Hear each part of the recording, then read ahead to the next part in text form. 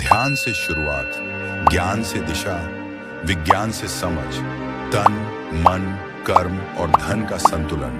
आप देख रहे हैं ज्ञान जंक्शन, संतुलन, जीवन के 7 सूत्र। ज्ञान जंक्शन की एक विशेष श्रृंखला। ध्यान, ज्ञान, विज्ञान, तन, मन, कर्म और धन।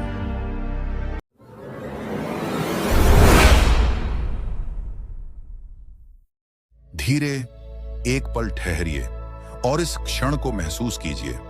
पिछले अध्याय में आपने देखा था कि कैसे विज्ञान उस व्यक्ति की यात्रा में एक नया प्रकाश बनकर आया था। ध्यान ने उसे रुकना सिखाया था, ज्ञान ने उसे देखना सिखाया था और विज्ञान ने उसे यह समझने की क्षमता दी थी कि अनुभव सिर्फ महसूस करने की चीज नहीं है, वह समझे जाने योग्य भी है। उसने जाना था कि मन जब शांत होता है तो शरीर में भी कुछ बदलता है, कि जब डर कम होता है तो सांस गहरी होती है, कि जब विचार स्पष्ट होते हैं तो निर्णय बेहतर हो जाते हैं। विज्ञान ने उसके अनुभवों को कोई चमत्कार नहीं कहा था। विज्ञान ने बस यह दिखाया था कि हर अनुभव के पीछे एक प्रक्रिया होती है और यहीं से उसकी यात्रा और गहरी हो गई थी। लेकिन अब एक नया प्रश्न उभर रहा था। अगर मन बदल रहा है, अगर समझ बदल रही है, तो शरीर क्या महसूस कर रहा है? क्योंकि अब वह यह साफ देख पा रहा था कि शरीर सिर्फ कुछ ढोने वाली एक मशीन नहीं है। शरीर एक जीवित, संवेदनशील और सच्चा माध्यम है। वह जो कुछ भी भीतर पकड़े रहता है, तन उसे बाहर दिखा देता है। वर्षों तक उसने अपने शरीर को बस काम करने वाली चीज समझा था। थकान को अनदेखा किया, दर्द को दबाया, नींद को टाल दिया और फिर खुद को फिर से धकेलता चला गया। क्योंकि दुनिया यही सिखाती है कि जब तक तुम चल रहे हो तब तक सब ठीक है। लेकिन अब वह यह समझ रहा था कि शरीर चलते चलते नहीं टूटता, शरीर अनसुना रहने से टूटता है। जब मन पर लगातार दबाव होता है तो कंधे भारी हो जाते हैं। जब चिंता लंबी चलती है तो सांस छोटी हो जाती है। जब भावनाएं दबती हैं तो शरीर कठोर हो जाता है। और जब वह ध्यान में सच में रुकता था तो शरीर अपने आप धीरे धीरे ढीला पड़ने लगता था, जैसे कोई भीतर से कह रहा हो, अब तुम मुझे सुन रहे हो। उसे पहली बार यह एहसास हुआ कि शरीर समस्या नहीं है, शरीर एक ईमानदार संकेत है। वह बताता है कि तुम कैसे जी रहे हो, कितना भाग रहे हो, कितना दबा रहे हो, कितना थक चुके हो। तन कोई लक्ष्य नहीं है, तन एक साधन है। लेकिन यह साधन तभी काम करता है जब उसे सम्मान दिया जाए। अब वह अपने शरीर को बदलने नहीं समझने जा रहा था, क्योंकि जब शरीर सच बताने लगता है तो जीवन झूठ के साथ ज्यादा देर नहीं चल पाता। और यही से उसकी तन की यात्रा वास्तव में शुरू होती है। धीरे धीरे वह यह समझने लगा कि शरीर कभी अचानक बीमार नहीं पड़ता, शरीर पहले संकेत देता है। लेकिन अक्सर हम उन संकेतों को कमजोरी समझकर अनदेखा कर देते हैं। वह याद करने लगा कि कैसे शुरुआत में थकान सिर्फ शाम की थकावट लगती थी, कैसे सिर का भारीपन बस आज ज्यादा काम हो गया कहकर टाल दिया जाता था, कैसे नींद का टूटना धीरे धीरे आदत बन गया।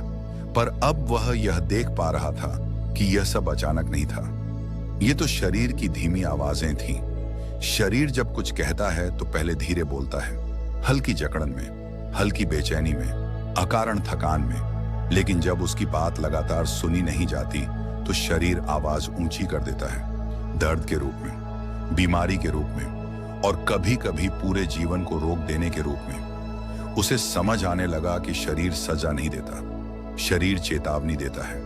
उसने अपने दैनिक जीवन को ध्यान से देखना शुरू किया। कब वह अपनी सीमा लांघ रहा है, कब वह थकान के बावजूद खुद को धकेल रहा है, कब वह ना कहना चाहता है लेकिन हाँ बोल देता है। और हर बार जब वह अपने शरीर की आवाज को नजरअंदाज करता था तो शरीर थोड़ा और कठोर हो जाता था। लेकिन जब वह रुकता था, सच में रुकता था, तो शरीर धीरे धीरे खुलने लगता था। सांस गहरी हो जाती थी, कंधे नीचे आ जाते थे, पेट नरम हो जाता था। वह समझ गया कि शरीर सिर्फ वर्तमान में जीता है, मन अतीत और भविष्य में भटकता है, लेकिन शरीर हमेशा इसी क्षण में होता है। इसीलिए जब मन झूठ बोलता है, शरीर सच दिखा देता है। आप कह सकते हैं मैं ठीक हूं, लेकिन शरीर कहता है नहीं, तुम थके हुए हो। शरीर बहुत ईमानदार है, वह दिखावा नहीं करता, वह वही दर्शाता है जो भीतर चल रहा है। अब वह शरीर को ठीक करने की कोशिश नहीं करता था, वह शरीर को सुनने की कोशिश करता था। वह समझ गया कि इलाज हमेशा दवा से शुरू नहीं होता, कभी कभी इलाज रुकने से शुरू होता है। धीरे धीरे उसका व्यवहार बदलने लगा। वह समय पर सोने लगा, वह भूख को नजरअंदाज नहीं करता, वह थकान को सम्मान देने लगा। और पहली बार उसने यह महसूस किया, शरीर उसका दुश्मन नहीं था, शरीर उसका साथी था, बस उसे सुना जाना चाहिए था। धीरे धीरे अब वह एक और बात स्पष्ट रूप से देख पा रहा था। तन और मन अलग अलग इकाइयां नहीं हैं, वे लगातार एक दूसरे से बात करते रहते हैं। मन जो सोचता है तन उसे ढोता है, और तन जो सहता है मन उसे महसूस करता है। वह याद करने लगा कैसे हर बार जब वह अपने मन की किसी बात को दबाता था तो शरीर किसी न किसी जगह से बोल उठता था। कभी गर्दन में कसाव बनकर, कभी पीठ में दर्द बनकर, कभी पेट में अजीब सी घबराहट बनकर। जैसे शरीर कह रहा हो, जो तुम महसूस नहीं करना चाहते वह मैं महसूस कर रहा हूं। उसे समझ आने लगा कि दबी हुई भावनाएं गायब नहीं होती, वे तन में जमा हो जाती हैं।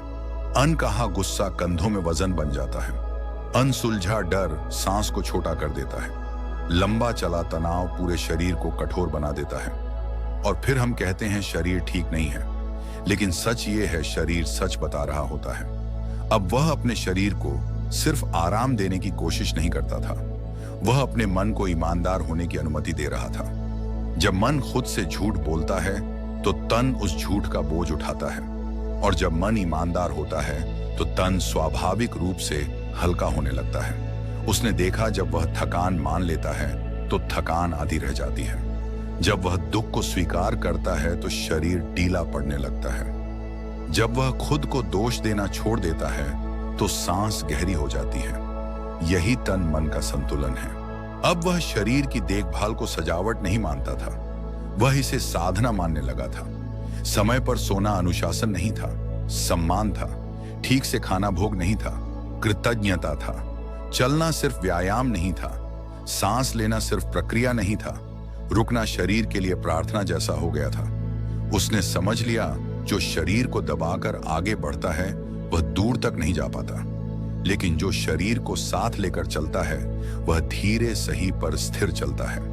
अब जब वह किसी निर्णय पर पहुंचता था तो सिर्फ दिमाग से नहीं पूछता था, वह शरीर से भी पूछता था, क्या यह मुझे सिकोड़ रहा है या खोल रहा है। और शरीर कभी झूठ नहीं बोलता। यहीं से उसके जीवन में एक नया संतुलन उभरने लगा, जहां मन जागरूक था और तन सम्मानित। क्योंकि जब तन और मन एक दूसरे के विरोधी नहीं रहते तो जीवन संघर्ष नहीं, एक सहयोग बन जाता है। अब वह यह साफ देख पा रहा था कि जीवन की उपेक्षा अक्सर शरीर से ही शुरू होती है। हम मन को समझने की बात करते हैं, ज्ञान पाने की बात करते हैं, लेकिन शरीर को सिर्फ सहने वाला मान लेते हैं। जैसे शरीर हमारी यात्रा का साथी नहीं, सिर्फ एक वाहन हो। लेकिन सच ये है, अगर वाहन टूट जाए तो सबसे सुंदर यात्रा भी बीच में रुक जाती है। अब उसे यह समझ आ चुका था कि तन की उपेक्षा कोई त्याग नहीं है, यह अज्ञान है।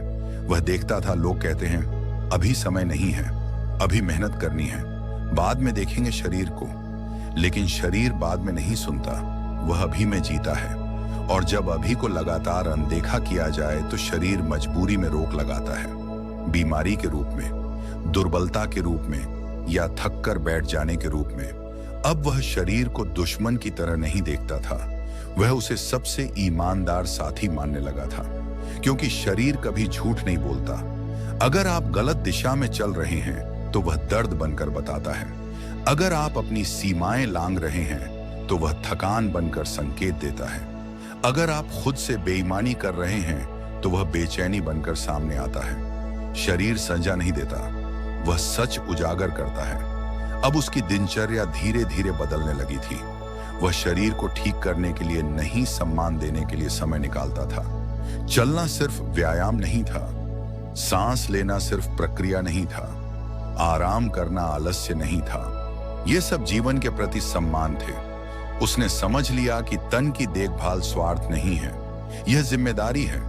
क्योंकि जब शरीर संतुलित होता है तो मन स्वाभाविक रूप से स्थिर होने लगता है, और जब मन स्थिर होता है तो जीवन बेहतर निर्णय लेने लगता है। अब उसे अलग अलग सुधार करने की जरूरत नहीं थी।